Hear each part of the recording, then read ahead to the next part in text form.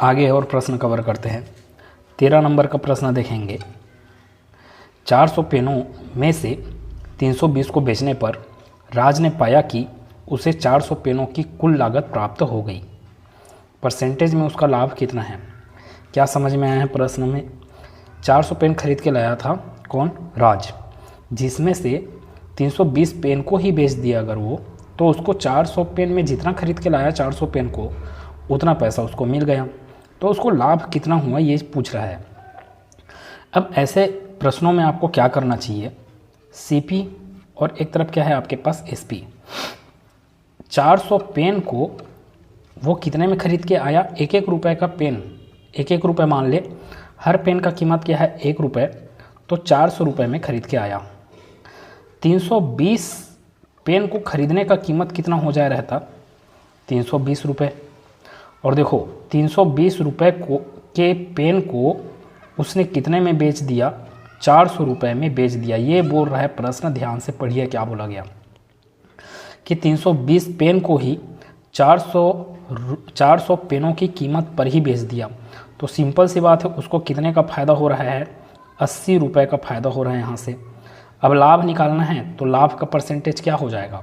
लाभ का परसेंटेज क्या आएगा? 80/320। मैं क्यों बटे में 320 क्यों कर रहा हूँ? क्योंकि इसको खर्च कितना किया है वो इनिशियल वैल्यू क्या हो रहा है उसके लिए? 320 हो रहा है, इसलिए नीचे में 320, फिर गुना करके आप क्या किए? 100 किए, तो ये परसेंटेज में मान निकलेगा। कितना निकल रहा है? ये 2 शून्य, 1 शून्य ना, ऊपर का 1 शून्य, नीचे के 1 शून्य से कैंसिल आउट हो गया। फिर इसको कटा लें 8 से या 16 से, 16 दूनी 32 और ये 16 पंचे 80, तो ये 5 दहम या एक बार और 2 से ये 5 बार में कैंसिल आउट, तो 5 पंचे 25% क्या हुआ? उसका लाभ हुआ। तो आंसर अपने पास क्या है? 25%। ये 15 लिखा है, वो एक्चुअल में क्या है? 25। तो 25% आपके पास इस प्रश्न का आंसर है। अगला प्रश्न देखेंगे, 14 नंबर का प्रश्न। एक आदमी ने एक रेडियो 800 रुपये में खरीदा और उस पर 400 रुपये अतिरिक्त खर्च किया। इसके बाद उसने 1500 रुपये में उसे बेच दिया। उसे कितने प्रतिशत का लाभ हुआ? तो सेलिंग प्राइस आपको कितना समझ में आ रहा है यहाँ पे? 1500 रुपये। कॉस्ट प्राइस देखें, कॉस्ट प्राइस एक्चुअल में उसके पास क्या था? 800, लेकिन 800 में 400 का खर्चा खुद किया ना, तो उसके जेब से कितना पैसा गया? उसके जेब से पैसा गया टोटल 1200 रुपये। फ़ायदा फिर भी हो रहा है 300 रुपये का। 300 रुपये का फ़ायदा हुआ किसकी तुलना में? 1200 की तुलना में। गुना किए 100, तो ये मिल जाएगा आपको लाभ का परसेंटेज। ऐसी जल्दी जल्दी बनाएं। इसी प्रकार से ही प्रश्न बनेंगे। 3 चौक 12, फिर ये 4 से कैंसिल आउट हो जाएगा 25%। 25% इस प्रश्न का उत्तर है, ऑप्शन नंबर सी। 15 नंबर का प्रश्न। 150 आम बेचने पर एक फल विक्रेता 30 आमों के विक्रय मूल्य का लाभ प्राप्त करता है। उसका लाभ क्या है? अब ध्यान से पढ़ें प्रश्नों को, क्या लिखा। 150 आम बेचने पर एक फल विक्रेता 30 आमों के विक्रय मूल्य का लाभ प्राप्त करता है। अब देखो 150 रुपये, 150 आम बेचा, ठीक है। मान लो हर आम का मूल्य कितना है? 1 रुपये है। मान लो हर आम का मूल्य कितना है? 1 रुपये। तो 150 आम को बेचेगा तो 150 रुपये में बेचेगा मतलब। अब प्रश्न में और क्या बोल रहा है? अगर वो ऐसा करता है 150 रुपये में बेचता है तो उसको फ़ायदा होता है। कितने का फ़ायदा होता है? तो 30 आम का जो मूल्य होगा उतने का फ़ायदा होगा। आपने हर एक आम का मूल्य 1 रुपये माना तो 30 रुपये, 30 आम का मूल्य कितना हो जाएगा? 30 रुपये। अर्थात आम को खरीदने का मूल्य सीपी कितना हो जाएगा? 150 में 30 को कमी करेंगे तो 120 रुपये में ख़रीदा था, और बेच कितना में दिया? एसपी बेच कितने में दिया? 150 रुपये में। ये बोल रहा है प्रश्न, समझना पड़ेगा आपको कि 150 रुपये में बेचा तभी तो उसको 30 रुपये का फ़ायदा हो रहा है। तो 30 रुपये का फ़ायदा हो रहा है, तो पीछे गया मैं डाटा के लिए, तो 120 रुपये, ठीक। फ़ायदा हो रहा है कितने का? 30 का फ़ायदा हो रहा है। किसकी तुलना में?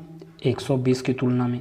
हमेशा इनिशियल वैल्यू नीचे में रहता है। 150 से पहले आपके पास क्या है? 120। 120 पे फ़ायदा हो रहा है ना आपको, क्रय मूल्य पे फ़ायदा होता है। तो यहाँ से 100% निकालेंगे तो 0 से 0 कैंसिल आउट, 3 से ये 4 बार में कैंसिल आउट, फिर से ये आंसर कितना आ गया आपके पास? 25%। तो आंसर इसका भी ऑप्शन नंबर ए 25%। लास्ट प्रश्न देखें, लास्ट प्रश्न देखेंगे 16 नंबर का प्रश्न। प्रति दर्जन 22.50 रुपये की दर से 144 पेंसिलें खरीदी जाती हैं। यदि प्रति दर्जन पेंसिलें 2.25 रुपये की दर से पेंसिलें बेची जाती है तो लाभ परसेंटेज क्या है? क्या समझ में आया? 12 पेंसिल प्रति दर्जन मतलब कि 12 पेंसिल, तो 12 पेंसिल का मूल्य कितना है? 22.50। ठीक है, इतने में ख़रीदा जाता है। अब भाई 12 पेंसिल नहीं ख़रीदा जा रहा है, टोटल कितने पेंसिलें ख़रीदा जा रहा है? 144। तो 12 में ऐसा क्या गुना करें कि 144 पाएंगे? 144 अपने को पाना है तो 12 में गुना किया जाना चाहिए 12 का, अर्थात इधर भी गुना किया जाना चाहिए किसका? 12 का। मैथ्स का नियम है ये, एक तरफ गुना कर रहे हैं जितने वैल्यू से तो उतना ही उस तरफ भी गुना करना पड़ता है।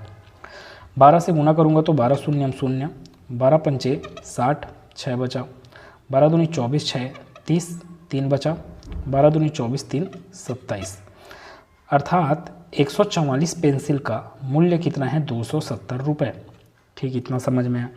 यदि प्रति पेंसिल, देखो क्या लिखा है, प्रति पेंसिल, इधर प्रति दर्जन लिखा था, प्रति पेंसिल 2.25 रुपये की दर से बेचा जाता है।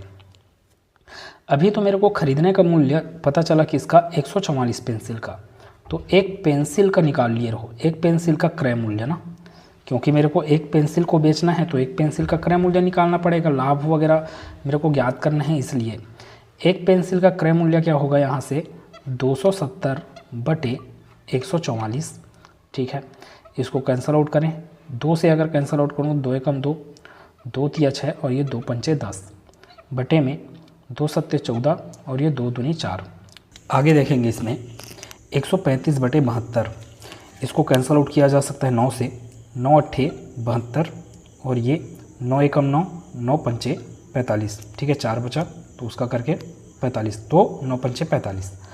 15/8, 15/8 को हल करेंगे तो 8 एकम 8 दशमलव लगेगा, 7 बचा वो 70 बनेगा, तो 8 अट्ठी 64, 6 बच गया, फिर 60 बनेगा वो, 8 सत्ते 56, 4 बच गया, 40 बनेगा वो, तो 8 पंचे 40, 1.875 रुपये मूल्य है किसका?